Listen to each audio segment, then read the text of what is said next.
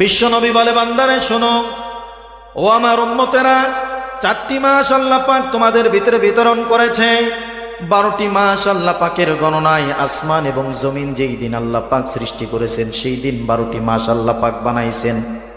ইন্না ইদ্দাতাশ শুহুরি ইনদাল্লাহি 12 শাহরান ফি কিতাবিল্লাহ ইয়াওমা খালাকাস সামাওয়াতি ওয়াল আরদ। আল্লাহ রাব্বুল আলামিন বলে, ইয়াওমা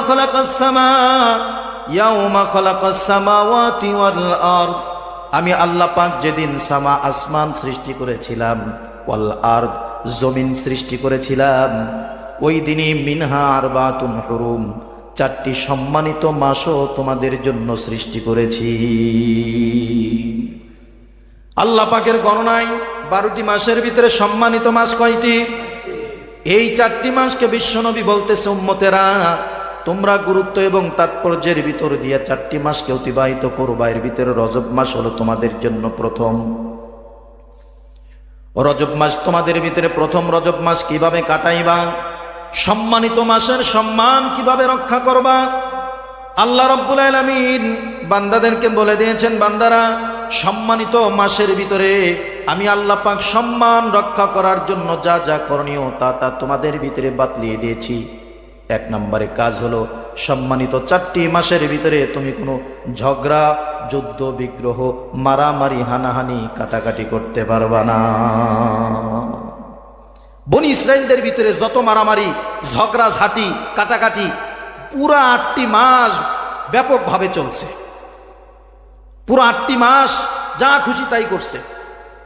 কিন্তু অসভ্য জাতি হওয়া সত্ত্বেও আল্লাহ পাকের এই 4টি মাসকে সম্মান দেওয়ার জন্য এই অসভ্য জাতিগুলা পর্যন্ত রজব মাস, মুহররম মাস, জিলকদ, জিলহজ এই 4টি মাসে কোনো যুদ্ধ, বিগ্রহ, মারামারি, হানাহানি, কাটাকাটি, একে অপরের ভিতরে ফাসাদ, ঝগড়ায় তারা লিপ্ত হয় নাই। সুবহানাল্লাহ। আফসোস লাগে যখন বনি ইসরাইলদের দিকে তাকাই আর আমরা আমাদের এ জাতি, বাঙালি জাতির দিকে তাকাই। তারা দুনিয়ার সবচেয়ে বড় শত্রু ছিল। তারা এই 4টি মাসকে সম্মান দিয়ে চলছে। আমরা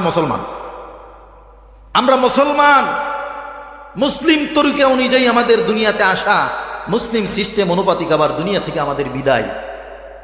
সারা জীবন নামের শুরুতে মোহাম্মদ লিখে আসলাম, নামের শেষে ইসলাম লিখে আসলাম। দুঃখ আর আফসোসের বিষয়, মোহাম্মদ আর ইসলাম এই দুইটার কি ফুল মিনিংস এটাই জানলাম না, এটাই বুঝলাম না। তাহলে সম্মানিত 4টি মাসের গুরুত্ব যদি বনি ইসরাইলের সেই ইহুদিরা দিতে পারে, আমরা মুসলমান হিসাবে এই সম্মানিত মাসের সম্মান রক্ষা করতে পারি না? এটা তো আমাদের উপরে আল্লাহ পাক একটা দায়িত্ব, বোঝা। এটা আমাদের বোঝা, এটা আমাদেরকে আদায় করেই চলতে হবে। এর বাহিরে তো আমি থাকতে পারি না, যাইতেও পারি না। আল্লাহ পাক বলছে, রজব মাস পাইছো তো তুমি ঠান্ডা হয়ে যাও, তুমি সাইলেন্ট হয়ে যাও, তুমি একদম মাটির মানুষ হয়ে যাও। তোমার ভিতরে কোনো অহংকার নাই, কোনো দাম্ভিকতা নাই, তুমি একদম সরল সাদা মাঠা একজন মানুষ।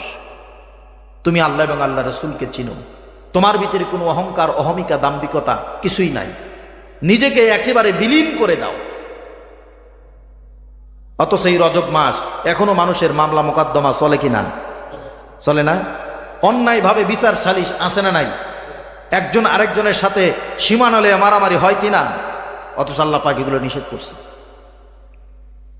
রজব মাসে তুমি এগুলো করতে পারবা না। রজব মাসে কোনো মারামারি, হানাহানি, কাটাকাটি করতে পারবা না। বাদ দিতে হবে এটা। এটা কিসের কারণে? একে তো আরবাআতুন হুরুম, 4টি সম্মানিত মাসের সম্মান রক্ষার জন্য। দ্বিতীয়ত হলো রমজান মাসের প্রস্তুতি নেওয়ার জন্য।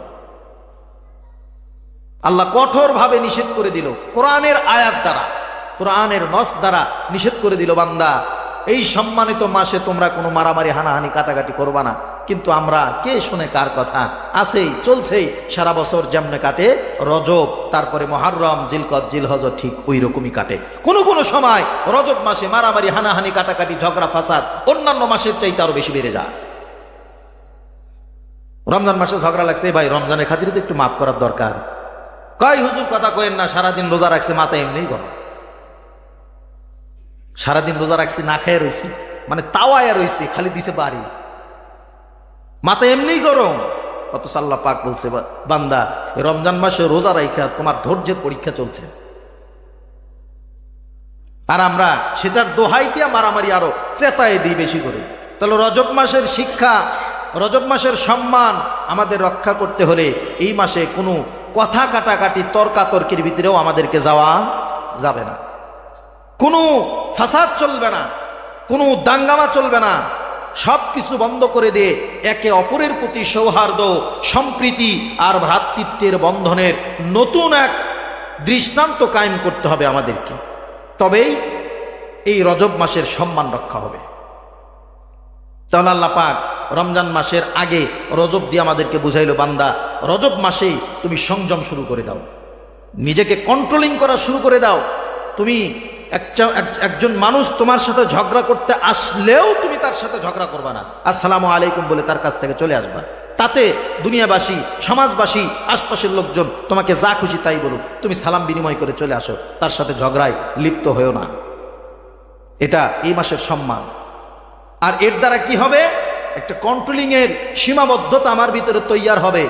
এর মাধ্যমে রমজান মাসের পরিপূর্ণ হক আদায় করে পুরা 30টা রোজা আমি আদায় করতে পারবো। আমি এখান থেকে ট্রেনিং নিলাম 2 মাস আগের থেকে, এখন রমজান মাসে রোজা অবস্থায় আমাকে কেউ একটা বকা দিয়েছে, গালি দিয়েছে, আমি তার উপরে খেপাও হব না, চড়াও হব না, কারণ আমার ট্রেনিং আগের থেকে নেওয়া আছে। আমাকে কেউ গালি দিলে আমি তাকে সালাম দিয়ে চলে আসব। আমার রোজাটা একেবারে সুন্দর হবে, পরিপূর্ণ হবে।